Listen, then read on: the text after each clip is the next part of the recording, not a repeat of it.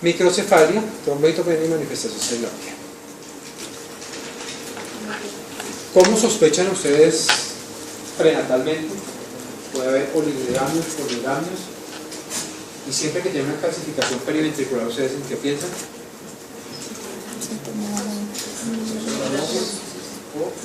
Citomegalosis. Es como algo que uno siempre, calcificaciones periventriculares y un intestino hiperetóico en la eco prenatal. Bueno, manifestaciones neurológicas son todas estas que son las principales, las más frecuentes y las más graves en la infección congénita, en las manifestaciones congénitas: hipotonía, alteración de alimentación, hipoplasia cerebrosa, polimicrogiria, pseudoquistes periventriculares, convulsiones, plasticidad, retraso de desarrollo. Y la más frecuente de todas las neurológicas es la hipoacusia neurosensorial. Y mire, otra vez vuelvo a salir, el asintomático del nacimiento tiene un riesgo del 7 al 15% de desarrollar hipoacusia neurosensorial a largo plazo. Bueno, son cosas. Infección congénita, nació sintomático, un 10% de probabilidad de que nazca sintomático. Lo más frecuente es a nivel del sistema nervioso central. Lo más frecuente es que desde que nació sea sordito. Pero otra cosa es que de los asintomáticos, los que no tienen nada, a largo plazo también hagan hipoacusia neurosensorial en la primera y segunda década de la vida. Bueno, la otra gran manifestación más frecuente de neurología a nivel oftalmológico es la escleroretinitis. Bueno, también puede haber estrabismo, microoftalmia, atrofia del nervio óptico y alteración de la corteza visual. Y lo otro, bueno, acá quedó porque eso no es congénita, sino esto ya es postnatal. ¿En dónde se manifiesta la infección postnatal? En los pretérminos de los bajos pesos. Y ahora sí, ¿cómo se manifiesta? ¿Cómo es la clínica? ¿Cómo la sospechan? Generalmente es un niño que va bien y se deteriora y hace una enfermedad similar a una sepsis. Bueno, hace neumonitis, enteritis, hepatitis, trombocitopenia. O sea, un niño en la unidad neonatal de 1300 gramos a la segunda semana hace esto, o al mes, lleva mucho tiempo en la unidad, está siendo alimentado con leche materna o plata fundido. No solo sospechen sepsis bacteriana, sino que puede ser una infección postnatal adquirida postnatalmente perinatal y la unidad natal con es muy clásico, parece un muffin de frutos rojos, ¿sí, no? Pues no, pero mire que se llama así. De arándano.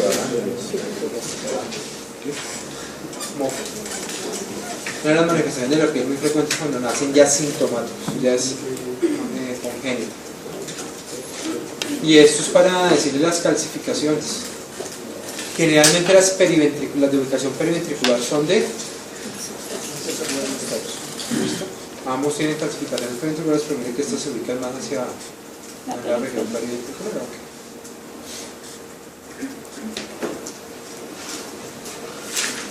Ahora sí. No creo que nos va a pero a las 11 viene Paola Berrío, ¿no?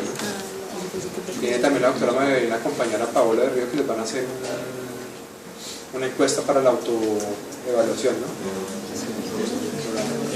Entonces no se puede ir a las 11. Y la doctora María también viene a esa hora la esperanza.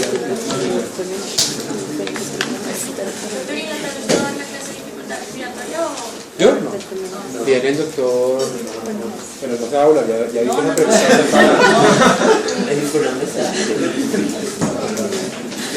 él les pasa al tablero, le hace unos casos, el quiz de ellos. Le entienden las ¿cómo? Si esa pregunta fue para volarse, o no volarse. Viene el doctor Colmenares, el anatólogo de la clínica. ¿Le hacemos tamizaje a todas las mamás? No. ¿Por qué no? Porque si la mayoría van a ser asintomáticos. No cambia tiempo. Primero, ¿cuál es la seropprevalencia? ¿O cuál es la probabilidad que tenga anticuerpos contra el sistema galovirus? el 80, el 100% y hablamos casi que del 100% de la relación. Todos los años. ¿Por qué más no? Porque no cambia el manejo, o sea, no. ¿Hay algo para ofrecerle? No es que no cambie, sino O sea, sí, no. podemos ofrecerle algo. No. Se ha hablado de la inmunoglobulina hiperinmune para la mamá. Hay muchos estudios, ensayos, pero no cambia el curso del que van a ser infectados. Y además lo otro es que la probabilidad de que la mamá haga una seroconversión o que esté con el que el niño haga síntomas pues muy bajo. Entonces, no leen los estudios, dice, pero ¿para qué poner el riesgo? ¿Para qué estresar a la mamá? ¿Para qué decirle si no hay mucho que ofrecer, no hay mucho que hacer? Actualmente lo que sí hay es la vacunación materna. Hay una vacuna para la citomegalovirus. Al principio en los 70 se desarrolló una de virus vivo atenuado que producía buenos anticuerpos, pero no la mantenía en el tiempo y la probabilidad del paso del feto era cero. Entonces, no se abandonó. O sea, la disminución de la infección fetal era cero, entonces se abandonó. Actualmente hay una que le decía, le sabe la cápside, el AGP 100, no sé qué, ¿sí? Contra esos compuestos y tiene muy buenos, ya hay estudios y tiene muy buenos resultados. Bueno, entonces puede ser una probabilidad a largo plazo en la prevención.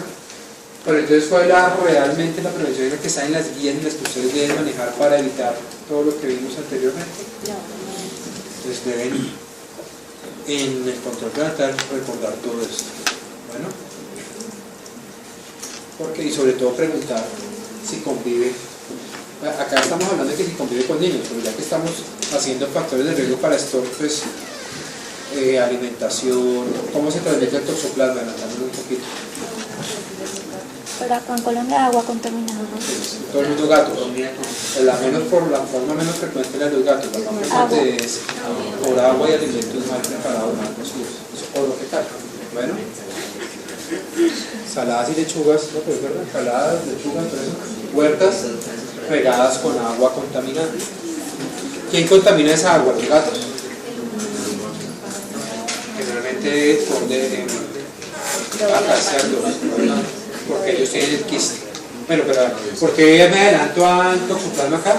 Porque es que no van a llegar, lávese las manos, ¿no? Pues ya estamos en toda la prevención primaria de la mamá, pues lávese las manos, cocinen los alimentos, la carne, ¿sí? Todo eso, toda la parte comportamental y de higiene. Y ahora sí, ¿cómo hacen el diagnóstico? ¿Cuál es el gol estándar? El diagnóstico PCR en orina. ¿Cómo hacen el diagnóstico? Es el gol estándar. Pero ¿En el niño? Sí. PCR en orina.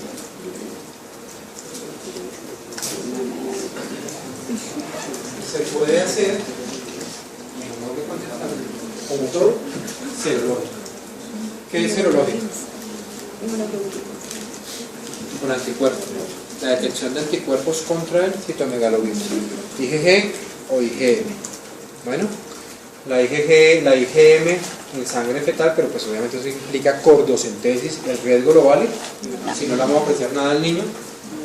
Bueno, uno lee, pues para que ustedes estén preparados, obviamente pues en los sitios donde les ofrecen el aborto, la interrupción del que no se debería ofrecer, pero pues para todo eso sí, o sea, sube costos, mejor cobran todo y aparte eso le ofrecen la interrupción voluntaria del embarazo. Es que su hijo tiene una infección por citomegalovirus, pues toca, va a quedar sordo, ciego, sordomudo, como ¿no? ¿Está bien? Y el otro método diagnóstico que es el gol estándar es el aislamiento y el cultivo, pero realmente es caro, dispendioso y no está disponible.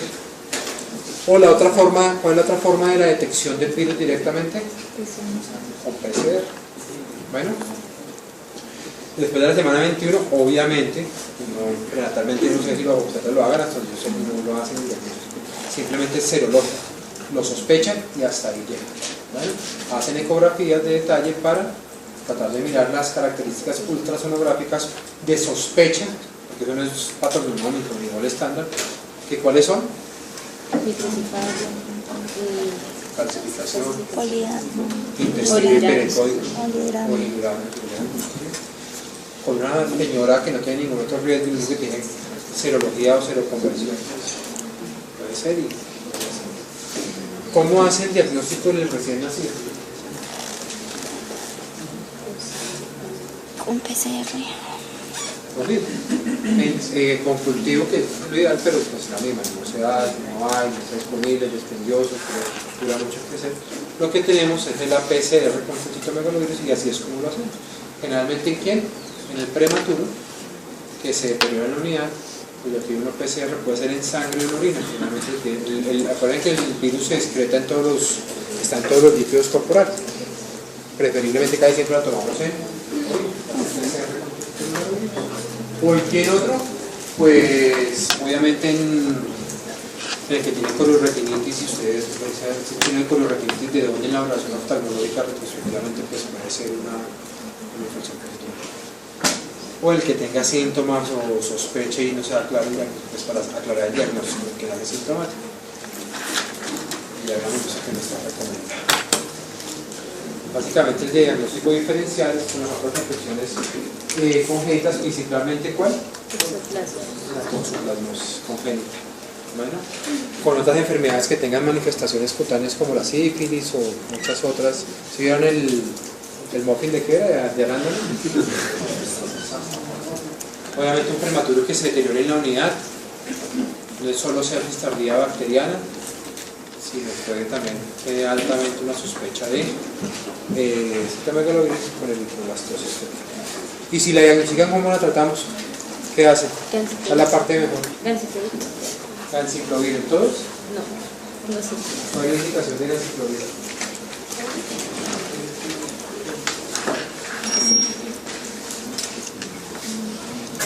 ¿Se acuerdan que todos eran asintomáticos? Los vamos a tratar y se acuerdan que no a todos los diagnosticábamos porque pues es asintomático, vamos a tratar a todos con ganciclovir. Pero hay un riesgo de ¿qué hacemos? Si ustedes no hacen nada, hay un riesgo de coacusia. Entonces es lo que nos ha aclarado que hacer. ¿Sí me entienden? Como médico, ¿sabes? Pero ni la tamicé, ni dice nada, se fue para la casa. Pero pudo haber sido un cytomegalovirus asintomático y 15 al 30% ser 5 al 15 los asintomáticos, 30 en los sintomáticos, por ciento, que es el hipoacusia. Y entonces, o el otro caso es el prematuro en la unidad que se deterioró, le sospechamos infección por cytomegalovirus, le pedimos una PCR y dio positivo. ¿Así sí lo tratamos? Sí. Entonces, actualmente pues la recomendación único que podríamos ofrecer el tratamiento es para él, que va a ser la infección aguda, ¿sí? Con ganciclovir. Tiene una alta toxicidad y mire que está recomendado en una enfermedad sintomática severa que compromete el sistema nervioso central. Aún el que nace congénita con manifestaciones congénitas se le diagnostica, también se le puede dar ganciclovir porque disminuye el riesgo de secuela neurológica y de hipoacusia a largo plazo. Bueno, a él sí está indicado. La mielosupresión y también en el prematuro. El ciento también está como la unidad lo usamos, pero la evidencia es muy clara. Bueno,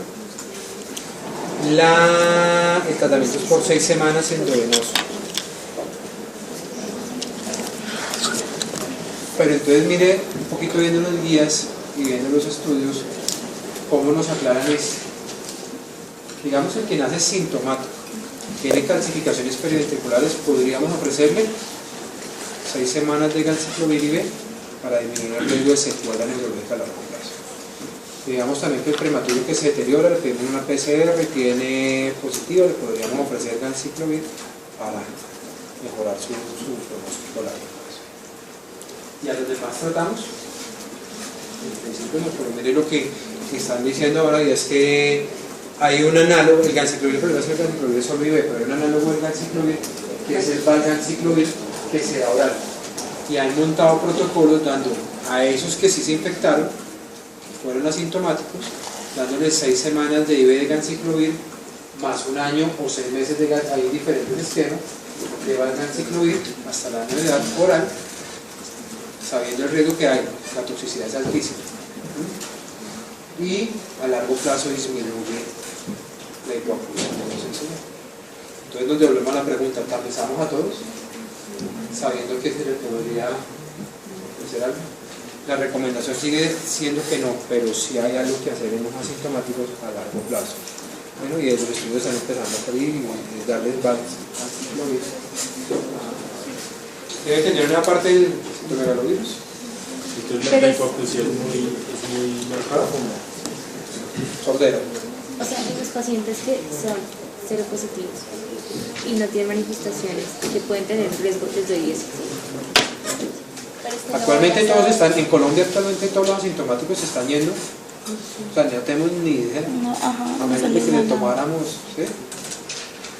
Y ni siquiera se lo estamos haciendo, es que ni siquiera en Colombia, en Estados Unidos no hay las guías y ellos tampoco, la recomendación es no tamizar a la mamá para el diagnóstico, ¿cierto? Pero si hay algo que hacer y si ya hay estudios, y estos ya son ensayos clínicos, entonces la toxicidad es altísima, la mielopresión es altísima. Bueno, preguntas del citomegalovirus. ¿Sí les quedó un poquito claro de qué hacer con este bicho? Tengo una pregunta, pero entonces ese esquema que estábamos viendo, digamos, hasta ahora está en estudios, no es, o sea, no es útil. En Estados Unidos uno lo lee, que es la literatura que uno trae acá y sí lo están usando. Pero entonces, ¿cómo o sea, le están mandando a todo el mundo? Generalmente ellos diagnostican al bebé. Nosotros no. ¿A quién le pedimos PCR en orina? Pues al bebé que nace con RCI, con trombocitopenia, Con con ictericia petequias, o con esta, o con una calcificación periventricular. Que tenga hepatomegalia, ajá. Porque un obstetra de alto riesgo le haga una eco y me diga que tiene en el intestino le ve hipericoidea en el intestino. A veces muy seguramente uno le plantea o mirará, es que son 6 semanas hospitalizadas, porque el ganciclovir solo vive hacer el switch, luego a ni siquiera se callaban ganciclovir en Creo que sea, pero profilaxis en trasplante. ¿Qué saben de la toxoplasmosis? ¿Es una bacteria? No, es un parásito. ¿Es una espiroqueta? No. La espiroqueta es una bacteria. Un parásito. ¿Cómo llama el parásito? Toxoplasma gondii. Toxoplasma gondii, es intracelular. Ya vimos un poquito, miramos acá rápidamente esta.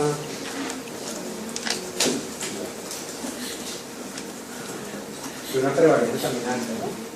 No tan alta como el citomegalovirus porque no es muy, pero más en los niveles socioeconómicos bajos, en los medios tercermundistas, muy alta. En los desarrollados es más baja por las condiciones higiénicas. También tiene que ver mucho con las condiciones higiénicas y con los alimentos. Bueno, toxoplasma gondii. Entonces, ¿por dónde empezamos? Empecemos por cuál es el huésped definitivo. Ya vieron parasitología, ¿cierto? Y eso es importante. ¿Qué es un huésped definitivo? Donde hace su ciclo sexual. Por ejemplo, los paritos tienen ciclos sexuales, asexuales y se reproducen. El definitivo es en donde hace su ciclo. ¿Cuál es el huésped definitivo? Y es importante porque es obviamente el que contamina todo, el que excreta la forma contaminante. Es el intestino, se hace en el intestino delgado de los felinos, no de los gatos. Acá está el bicho, eso parece un gato, ¿cierto? Sí. Ciclo sexual en el intestino pequeño, delgado, de los felinos. Obviamente para nosotros el gato, yo no creo que ninguno, por ahí vi ayer en el periódico que había una familia que tenía un puma de mascota, ¿no? Pero eso no es común. No es común tener un león o un tigre de mascota, ¿no? No pasa.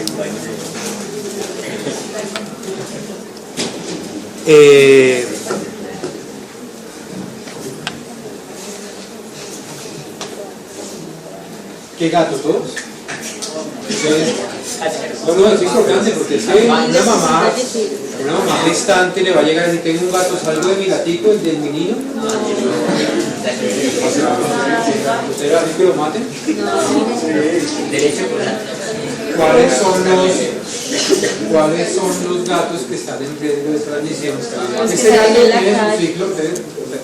ciclo, este bicho tiene su ciclo definitivo sexual en el intestino delgado que produce el ovocito, ¿cierto?